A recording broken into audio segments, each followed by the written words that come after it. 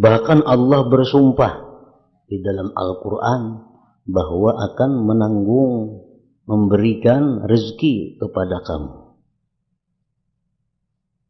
Tidak hanya sekali tentang hal itu.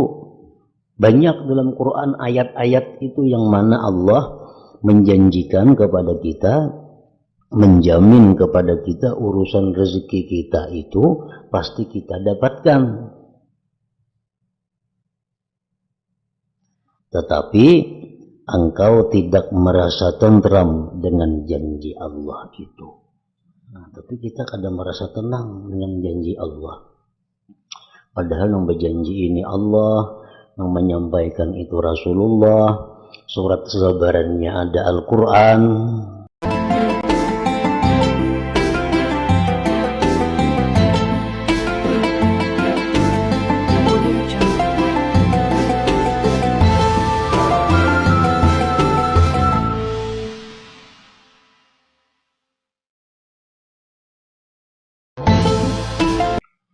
Bismillahirrahmanirrahim. Alhamdulillahi rabbil alamin.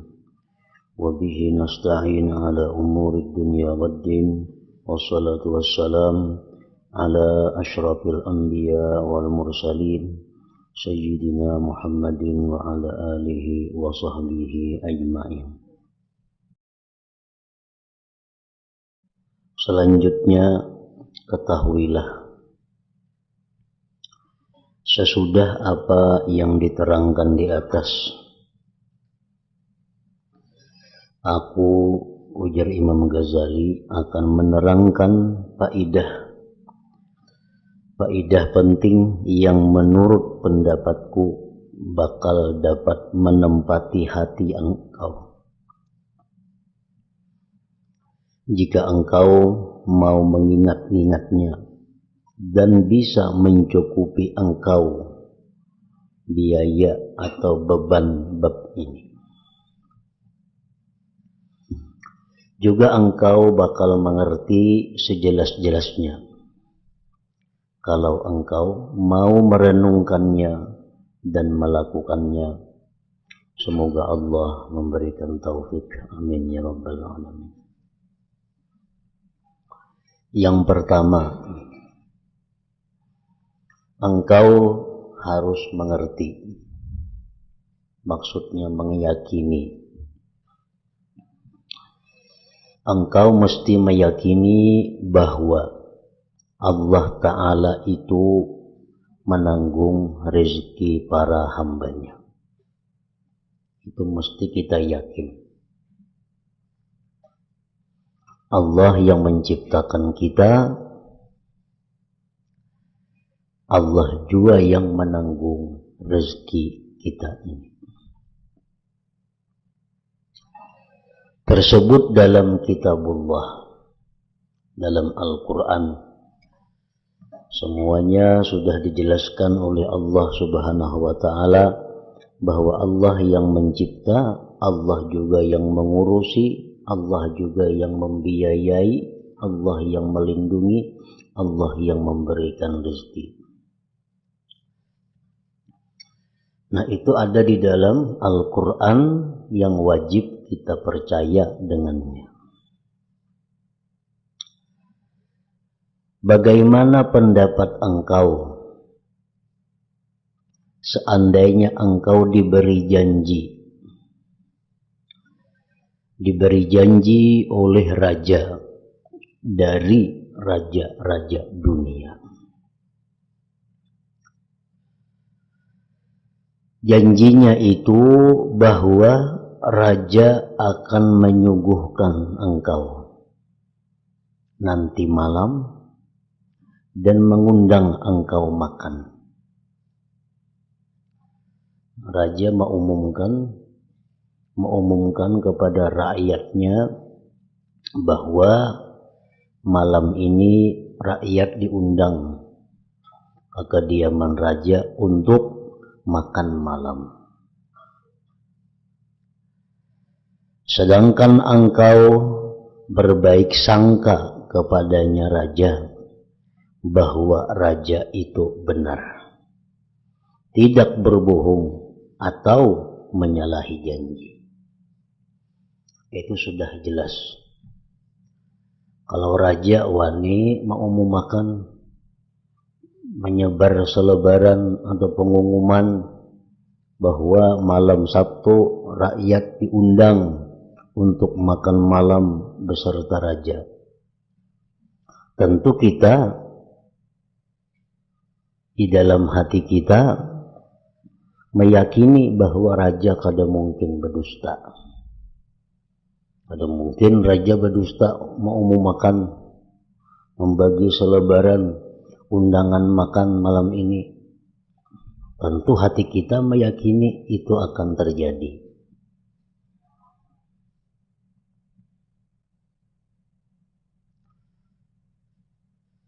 Ada dalam hati kita muncul bisikan, saku dustai raja malam ini. Nah, ada mungkin kita kayak itu dalam hati. Kalau raja itu sampai wani mau makan malam ini, makan malam diundang ke tempat raja, maulah hati kita berbisik ada asa ragu-ragu, nah bisa dustai raja saku malam ini. Kada mungkin. Raja itu bila mau makan, apalagi membagi selebaran malam ini makan malam di rumahnya, tentu kita berbaik sangka bahwa itu bujur.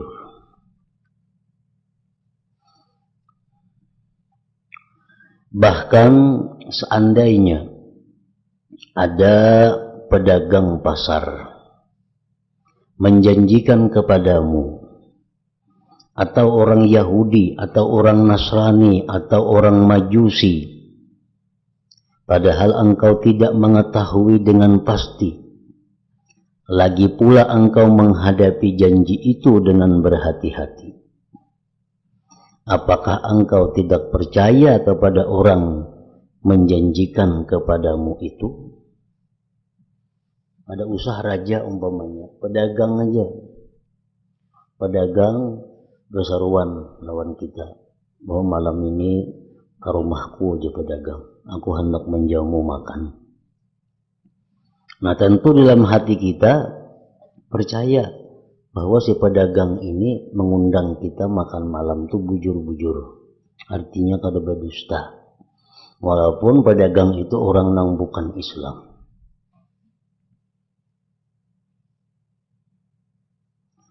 Apakah engkau tidak percaya kepada orang yang menjanjikan kepadamu itu? Tentu kita percaya. Apakah hati engkau tidak tentram dengan ucapannya? Tentu hati kita tentram. Apakah engkau menjadi tidak lagi prihatin mengenai makan malam engkau karena percaya sepenuhnya kepada orang itu? Tentu kita malam ini kada berpikir makan lagi. Kada berpikir makan lagi. Kenapa? Karena kita percaya dengan saruan itu. Biar raja ikam sarumahan bawa bini ikam, anak ikam nang menggani ikam di rumah tuh, bawa semuaan malam ini aku undang makan malam di rumahku.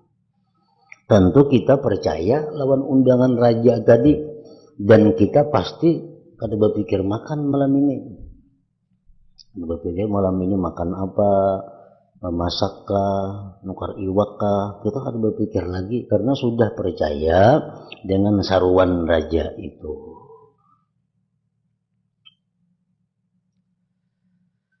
Lalu bagaimana keadaan engkau jika Allah Ta'ala lah yang menjanjikan untuk memberi rezeki kepada engkau dan menanggungnya?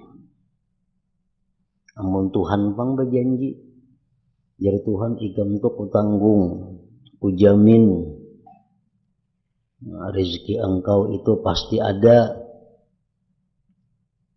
Bahkan Allah bersumpah di dalam Al-Quran bahwa akan menanggung, memberikan rezeki kepada kamu. Tidak hanya sekali tentang hal itu. Banyak dalam Quran ayat-ayat itu yang mana Allah menjanjikan kepada kita, menjamin kepada kita urusan rezeki kita itu pasti kita dapatkan. tetapi engkau tidak merasa tentram dengan janji Allah itu. Nah, tapi kita kadang merasa tenang dengan janji Allah. Padahal yang berjanji ini Allah, yang menyampaikan itu Rasulullah, surat kesabarannya ada Al-Quran. Engkau tidak tenang terhadap firman dan tanggungannya. Engkau pun tidak memandang kepada sumpahnya, melainkan guncang hati engkau dan prihatin. Nah, betapa besar aib kita, betapa besar cacat kita. Seandainya engkau tahu keadaan yang sebenarnya, alangkah mengherankan musibah ini kalau saja engkau tahu yang sebenarnya.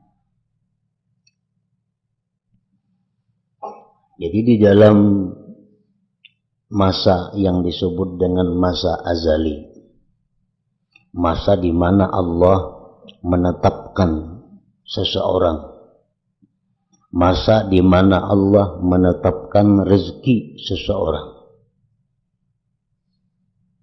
itu ribuan tahun sebelum kita ini lahir ke bumi. Sebelum kita lahir ke bumi, itu Allah sudah menetapkan bahwa Fulan bin Fulan akan lahir ke bumi pada tanggal 9 bulan 6 2011. Dan ujar Tuhan, Fulan bin Fulan itu akan kuberi umur 60 tahun. Untuk menyampaikan umurnya ke 60 tahun itu, maka si Fulan bin Fulan tadi dijamin ditanggung rezekinya. Nah, kita wajib percaya demikian. Artinya apa? Bahwa untuk menjalani umur yang ditentukan Allah 60 tahun itu, kita pasti ada rezeki. Kita kada bakal mati di umur 40 karena kelaparan. Atau karena apa? Karena sudah ditentukan Allah umur kita ini 60 tahun. Untuk menyampaikan kita ini ke 60 tahun itu urusan Allah. Walaupun kita guring, walaupun kita berpatak di bawah tanah, walaupun kita kada hendak ditemui orang, kita pasti berumur 60 tahun. Allah akan menyampaikan rezeki kita kepada kita bagaimanapun caranya. Allah kuasa untuk itu.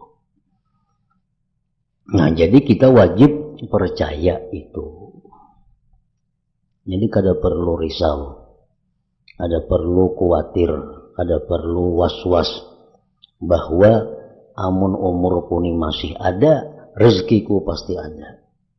Bukan hanya ada, rezekiku pasti sampai kepadaku. Nah, itu wajib kita tanamkan di dalam hati kita demikian.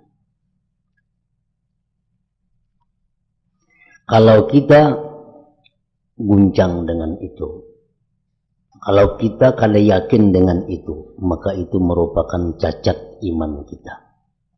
Musibah yang sangat besar dalam agama kita.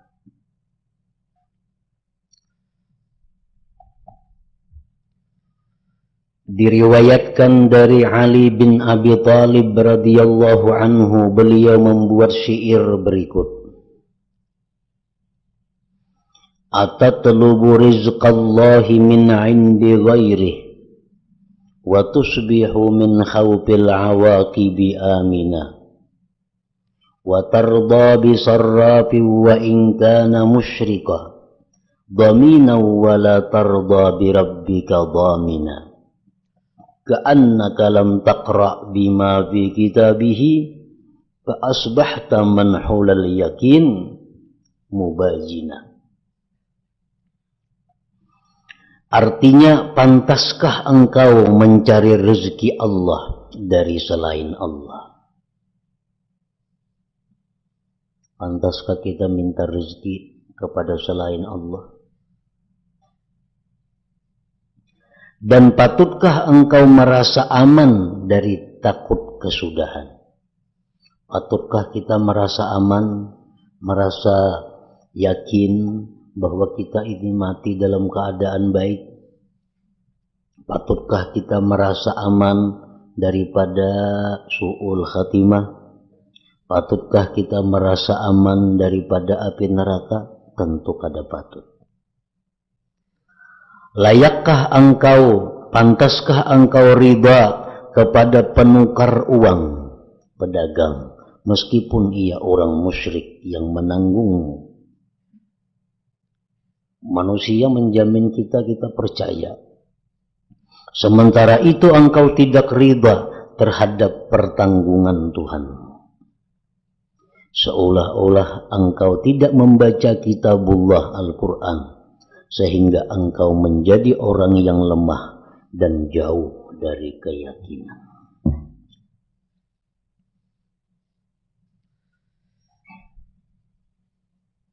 Nah, karena makna ini, urusan ini bisa menarik kepada kebimbangan dan kesamaran, serta dikhawatirkan atas pemiliknya akan kehilangan ma'rifah dan agama.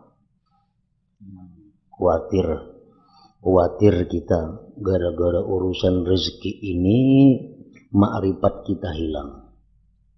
Gara-gara urusan rezeki ini agama kita rusak. Gara-gara urusan rezeki ini iman kita hancur. Karena kita kada meyakini sepenuhnya. Semoga Allah menjaga kita semua dari demikian. Amin ya rabbal alamin. Karena arti yang demikian ini, Allah Ta'ala berfirman, wa 'alallah fatawakkalu in kuntum mu'minin. Artinya, hanya kepada Allah bertawakallah, berpeganglah, percayalah jika kalian benar-benar beriman. Wa 'alallah falyatawakkalul mu'minun. Artinya hendaknya orang-orang yang beriman hanya bertawakal kepada Allah, berpegang kepada Allah. Jangan berpegang kepada manusia, jangan berpegang kepada duit yang ada, jangan berpegang kepada jabatan kedudukan yang ada, tapi berpeganglah kepada Allah. Karena hidup mati kita itu adalah di tangan Allah, bukan di jabatan kita. Buktinya banyak orang yang jadi pejabat mati mendadak. Banyak orang yang kaya raya yang ingin berpegang dengan harta bendanya ternyata mati mendadak. Ternyata jabatan dan duitnya itu kada kau mencegahinya dari kematian. Makanya ujar Tuhan, lawan Allah bertawakal, lawan Allah berpegang, lawan Allah percaya. Nah, keterangan satu ini sudah cukup untuk orang mukmin yang menaruh perhatian terhadap urusan agamanya. Tiada daya untuk menyingkir dari maksiat dan tiada kekuatan untuk melakukan ibadah kecuali dengan pertolongan Allah yang maha tinggi lagi maha agung. La haula wa la quwata illa billahil aliyyil azim. Jadi itu yang pertama kesimpulan daripada beberapa minggu yang telah kita baca dalam kitab ini. Kesimpulan yang pertama, kita mesti meyakini bahwa Allah yang menciptakan kita, Allah juga yang memberi rezeki kita, dan kita kada akan mati kalau belum habis umur yang diberikan Allah Subhanahu wa ta'ala.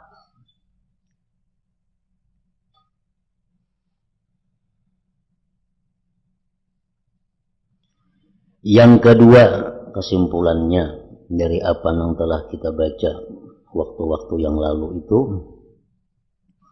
engkau harus tahu, yakin, engkau harus yakin bahwa rezeki itu telah dibagi,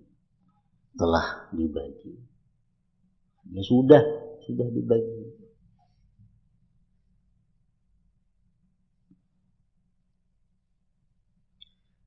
Yang demikian telah sah dalam kitabullah Ta'ala dan hadis-hadis Rasulullah Sallallahu Alaihi Wasallam.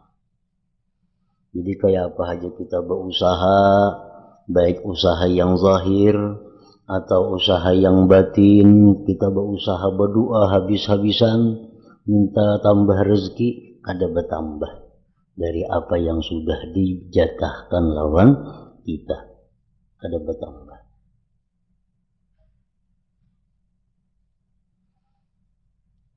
Cuma Allah Subhanahu wa Ta'ala memberikan rezeki itu ada yang tanpa sebab.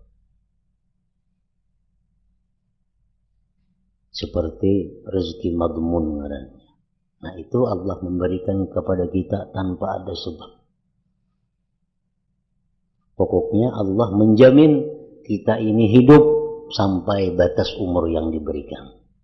Urusan kayak apa Allah menyampaikan itu urusan Allah. Ngarannya rezeki madmun. Nah, itu Allah menyampaikan rezeki itu kepada kita tanpa ada sebab yang kita ketahui.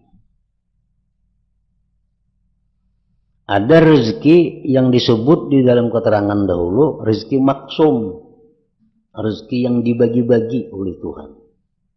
Ini sudah ditentukan juga, yang dibagi-bagi ini. Si fulan selama hidupnya akan dapat rezeki totalnya kira-kira dinilai 2 miliar. Si fulan bin fulan totalnya seumuran inya hidup akan dapat rezeki 1,2 miliar. Nang si fulan nang saikung ditentukan Tuhan dapat rezekinya seumur hidup inya itu cuma 10 juta rupiah. Itu sudah dibagi oleh Allah. Nah, nang rezeki ini datangnya kepada kita melalui sebab. Melalui sebab. Sebabnya itu apa? Sebabnya itu Allah Ta'ala juga mengulahkan.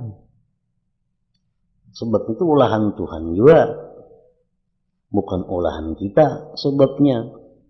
Sebabnya ulahan Tuhan juga. Sebabnya itu ada dua. Satu sebab langit, dua sebab bumi. Sebab bumi yang kayak apa? Berusaha, menuri, berhuma, berdagang, jadi pegawai, jadi buruh. Itu sebab bumi ngarannya. Jadi datang lawan ini rezeki itu diulahkan Tuhan sebab bumi. Ini kada dapat duit ini bila kada berhuma. Karena Allah mengulahkan sebab lawan ini sebab bumi. Inya kada dapat duit, namun inya kada berdagang. Karena berdagang itu diulahkan Tuhan sebabnya untuk dapat duit. Ini sebab bumi, ini sebab tanah. Ada Allah Ta'ala mengulahkan sebabnya, datangnya rezeki itu sebab langit. Nah, sebab langit ini apa? Orang-orang yang rajin berdoa lawan Tuhan. Ini diulahkan Tuhan sebab kada perlu berhuma, kada perlu betak, kada perlu menuri, kada perlu beternak, kada perlu berdagang. Ini diulahkan Tuhan, ini sebabnya sebab langit. Bilanya berdoa, Allahumma rizukni, ya Allah berikan aku rezeki, datang rezeki lawan ini. Mengamalkan salawat ini, datang rezeki lawan ini. Yang baca surah ini, datang rezeki lawan ini. Nah, ini orang yang diulahkan Tuhan rezekinya melalui sebab langit. Sebab itu ulahan Tuhan. Jangan dianggap ulahan kita. Sebab itu ulahan Tuhan. Nah, kemudian kita wajib meyakini bahwa kita ini sudah ditentukan juga oleh Tuhan, ditetapkan juga oleh Tuhan bahwa kita ini mendapatkan rezeki kita dengan sebab langit atau dengan sebab bumi. Itu sudah ditentukan juga oleh Tuhan. Sudah ditentukan oleh Tuhan.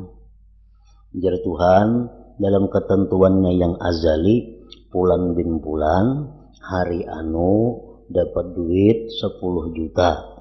Inya berhujung berdagang. Dan ujar Tuhan, telah kutentukan bahwa usaha orang itu adalah berdagang. Jadi dengan dagang itu inya dapat duit. Nah jadi nang meulahakan usaha itu Tuhan juga. Nang menentuakannya Tuhan juga. Nah makanya itu jangan sekali-kali kita beranggapan bahwa kita dapat duit ini adalah karena berdagang. Nah, jangan. Berdagang itu hanya sebab nang diulah oleh Tuhan untuk menyampaikan rezeki kepada kita. Tanpa ada berpengaruh sedikit pun perdagangan itu di dalam menambah atau mengurang daripada jatah rezeki yang diberikan Allah kepada kita.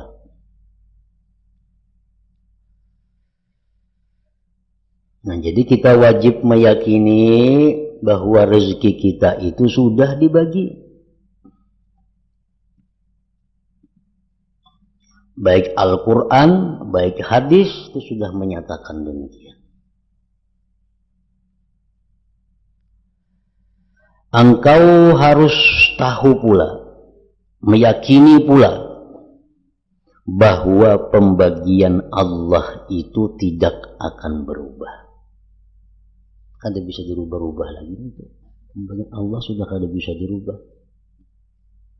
Kalau misalnya mau nikam berusaha, kamu dapat hari ini duit, mau nikam kada berusaha, kamu kada dapat, kada kah itu, jangan nangka itu meyakini.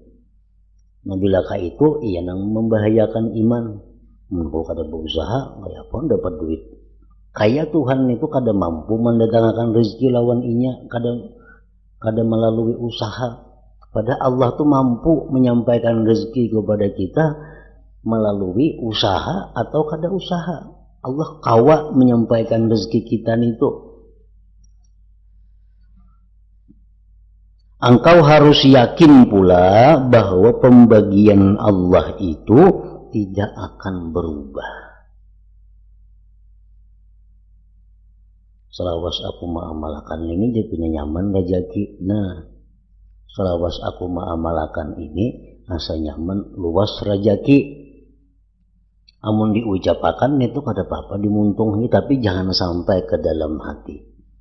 Artinya apa? Dalam hati jangan mengiktikadkan bahwa amalan ini nang maulah rezeki luas.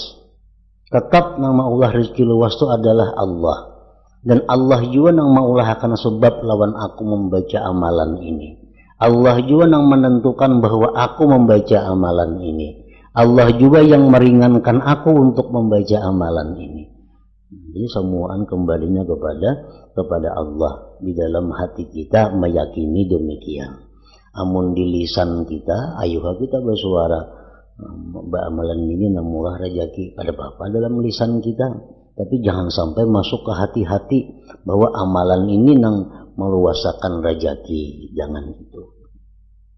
Karena amalan itu hanya sebab.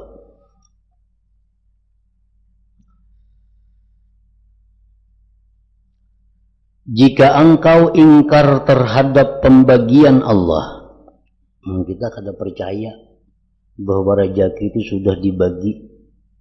Kita ragu-ragu bahwa rezeki itu sudah dibagi. Atau engkau menganggap mungkin perubahan pembagian rezeki Allah.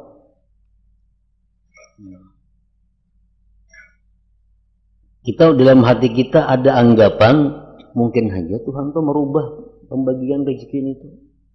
Nah, atau engkau menganggap mungkin perubahan pembagian rezeki Allah, maka hal itu merupakan satu pintu kekafiran yang engkau ketuk.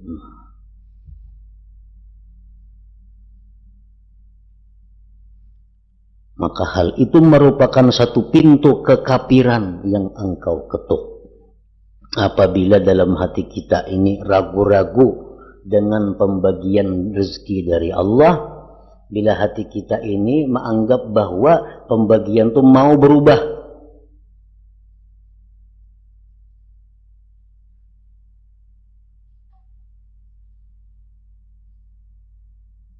munnya berdagang dapat rezeki 10 juta. Munnya aku kada berdagang dapat rezeki 1 juta aja. Jangan macam itu. Berarti dagang nang menambah mengurang rezeki itu. Nah di dalam hati kita kada boleh ya etikat seperti itu. Pokoknya bila mana kita ditakdirkan Tuhan hari ini dapat rezeki 10 juta, itu Allah akan mengulahkan kita jalan-jalannya untuk menyampaikan itu.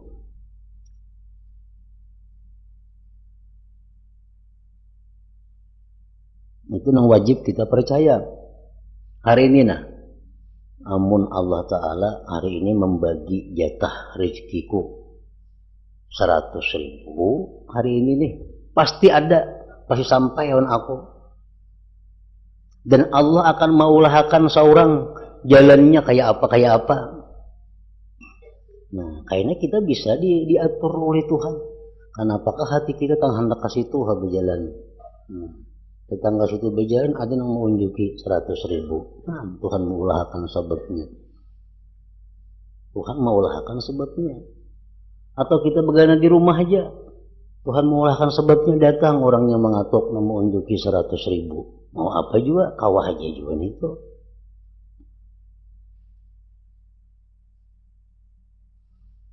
Jadi bila mana hari ini kita ada rezeki, Allah maulahkan jalannya untuk menyampaikan rezeki itu kepada kita. Kita mudah aja tergerak untuk sampai kepada jatah kita itu.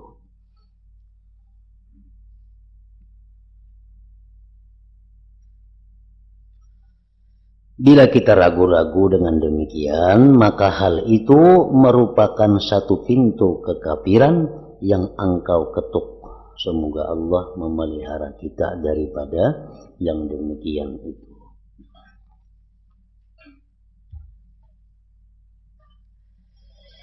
Jika engkau sudah mengetahui, meyakini bahwa pembagian rezeki itu hak, benar, dan tidak bakal berubah, maka apa perlunya memprihatinkan dan mencari-carinya?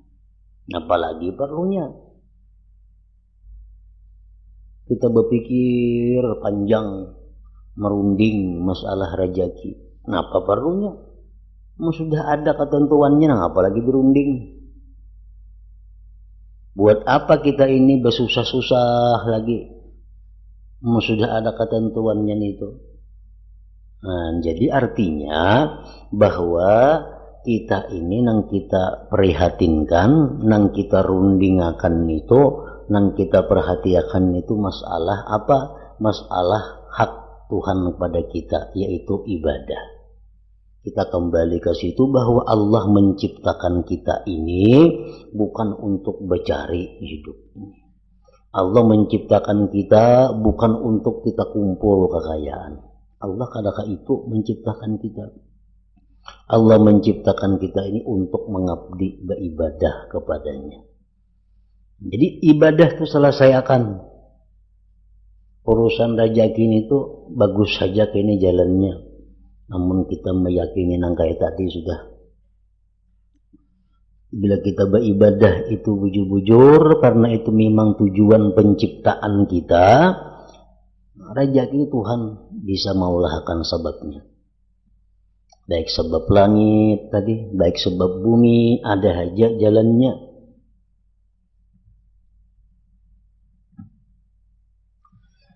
Nah jadi amun kita berpikir panjang, merancang-rancang segala macam, tidak ada faedahnya. Nang terjadi itu apa yang sudah ditentukan Allah. Nang terjadi itu apa yang sudah ditetapkan oleh Allah. Nah, amun kita tetap melawan, harus merancang juga rezeki ini, harus dipikirkan juga bujur-bujur, sehingga kita ibadah kita kada khusyuk lagi, dalam sembahyang tak bawa-bawa memikirkan rezeki ini, dalam menuntut ilmu tak bawa-bawa memikirkan rezeki, dalam beribadah tak bawa-bawa memikirkan rezeki. Nah, amun ka itu kecuali nang kita dapat kehinaan dan kenistaan di dunia, kepayahan dan kerugian di akhirat. Karena itu Rasulullah Sallallahu Alaihi Wasallam pernah bersabda, maktubun ala zahril hud watsaur rizku pulan bin pulan fala yazdadul haris illa jahda. Artinya ujar Nabi kita nih, tertulis di atas punggung ikan dan sapi. Ini contoh aja nih.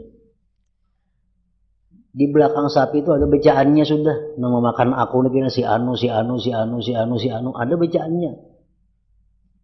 Kabutut-buntutnya ada bacaannya. Nama makan aku nih pulang bin pulang. Itu kada bertambah, kada berkurang pada itu. Nah, Nabi ditulis sudah di belakang iwak. Di belakang haruan tuh ada ngaran kita sako di situ. Nang pacang mamakaninya. Ditulis sudah jar Nabi di belakang iwak, di belakang sapi. Ini ampunnya gini si pulan bin pulan. Kada bertambah. Tertulis di atas punggung ikan dan sapi rezeki pulan bin pulan. Jadi orang yang tamak tidak akan memperoleh tambahan apapun kecuali kepayahan. Berujung apa hanya? Sapi dan iwak itu hanya contoh. Duit ratusan ribu. Itu betulis sudah di duit tuh. Nah, pacang mengikuti duit tuh. Pulan bin pulan sampai hancur duitnya. Nah, kada bergisir daripada nama-nama yang ada di duit situ. Kada kau mendaftar, buat aku dihitung ngarannya, kada kau dibuat, kada ada tulisannya. Nah, jadi ketamaan kita tuh hanya mau menghasilkan kepayahan, kada memperoleh tambahan dari apa yang sudah ditetapkan oleh Allah. Nah, jadi sekali lagi intinya ini supaya kita jangan risau. Jangan berpayah-payah memikirkan rezeki itu. Boleh kita memikirkan rezeki itu, boleh memikirkan rezeki itu kada dilarang. Alhammu fil ma'isah, memikirkan kehidupan itu boleh. Cuma ada batasnya. Batasnya apa? Jangan sampai pikiran kita terhadap kehidupan ini terbawa ke dalam sesuatu yang ibadah. Kalau itu sudah melebihi batas. Kalau kita membaca Quran, hati kita terpikir masalah rezeki. Kita sembahyang, hati kita terpikir pulang masalah rezeki. Kita ke pengajian ilmu, hati kita tetap masalah rezeki. Nah, ini tamak ngarannya sudah. Tamak ini liwat batas. Kita boleh memikirkan rezeki itu, tapi ada batasnya. Batas jangan sampai masuk ke dalam ranah yang lain-lainnya.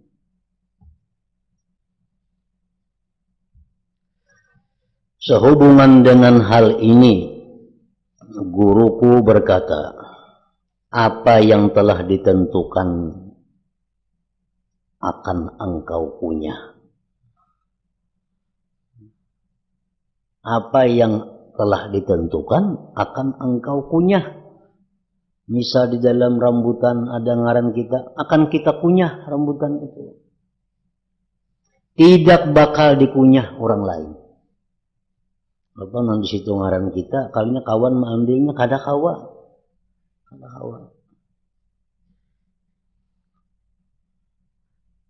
Nah, karena itu makanlah rezekimu dengan kemuliaan hatimu. Makanlah rezeki itu dengan kemuliaan. Jangan memakannya dengan kehinaan dirimu. Artinya makanlah rezeki itu dengan kemuliaan. Artinya apa? Dengan tawakal kepada Allah. Lalu dapat rezeki itu makan dengan kemuliaan. Kalau kita tapaluh lihir, berpikir urat dahi yang kain apa, hanya dapat duit, itu ngarannya memakan dengan kehinaan. Uyuh, jangan memakannya dengan kehinaan dirimu. Keterangan ini, ujar Imam Ghazali, tentu memuaskan bagi orang yang benar-benar jantan.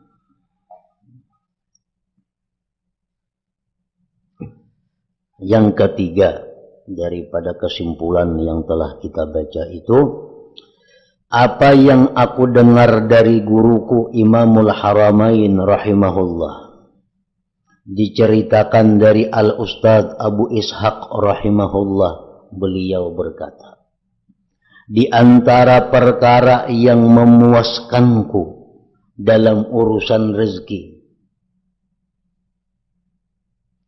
adalah aku mengingat-ingat dan mengucap dalam hati,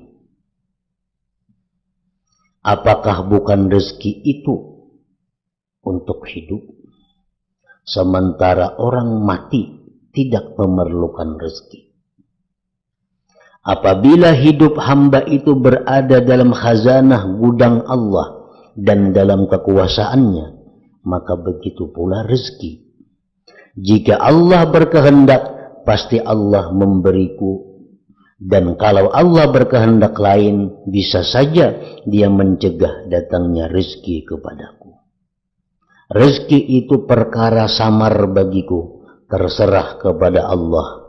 Allah berwenang mengatur rezeki menurut apa yang Dia kehendaki, dan hatiku tenang dengan hal tersebut. Nah, coba kita pikirkan, selama ini datangnya rezeki kepada kita, itu mesti dipikirkan untuk menambah pengalaman yang akhirnya menambah keyakinan. Berapa banyak kita mengejar rezeki, ampah ke pasar, sekalinya datangnya rezeki di hilir sana, nang dicari kada dapat, justru nang kada disangka-sangka nang datang rezekinya. Nah itu kalau kita pikirkan rancak dalam kehidupan manusia, itu sebenarnya adalah isyarat dari Allah bahwa usaha itu bukan menentukan rezeki. Usaha bukan menentukan rezeki. Banyak orang yang berusaha, nang perhitungannya nih menguntungkan, mulai ya berusaha, sekalinya mah bisakan nang ada, tak hutang lagi. Banyak kita lihat orangnya sudah berduit, berisi motor ada, berisi dagangan ini ada, cukup sudah. Lalu ini kada puas, nak menambah lagi nih, tambahan pemasukan, membuka peluang usaha anyar tambang batu bara. Karena hitungannya demikian keuntungannya. Buka tambang batu bara. Sekalinya nih tunang maha bisakan, motor habis, rumah habis, hutang di situ kamari, gara-gara urusan batu bara ini. Saling banyakan manusia yang macam itu. Nah ini membuktikan apa? Bahwa usaha itu kada tentu mendatangkan rezeki. Barangkali maha bisakan nang ada. Sebab yang memberikan rezeki itu adalah Allah Subhanahu wa Ta'ala, bukan usaha. Nah, jadi keyakinan seperti itu yang perlu ditanamkan di dalam hati kita, supaya apa? Supaya kita jangan terganggu beribadah kepada Allah. Jangan tak buru-buru, ini begesak-gesak kena beribadah, kalau pada sawat orang berbagi duit, kada macam itu. Ampun kita, walaupun kita lambat pasti dapat. Tuntung akan ya bacaan na ada, tuntung akan ya wirid na ada, jangan ragu-ragu. Ini karena bangun melandau pukul 9, bolak kalakaseng, turun sampai yang subuh, begasak-gasak sampai yang duha tertinggal, karena kelambatan membuka usaha. Nah, padahal ada perlu itu, sampai yang subuh tetap kayak biasa, wirid baca kayak biasa, sampai yang duha baca kayak laksanakan kayak biasa. Kada akan merubah daripada apa yang dijatahkan oleh Allah, namun kita berlambat-lambat itu. Nah, keterangan ini merupakan faidah yang lembut, lagi pula memuaskan bagi ahli tahqiq, ahli-ahli kebenaran.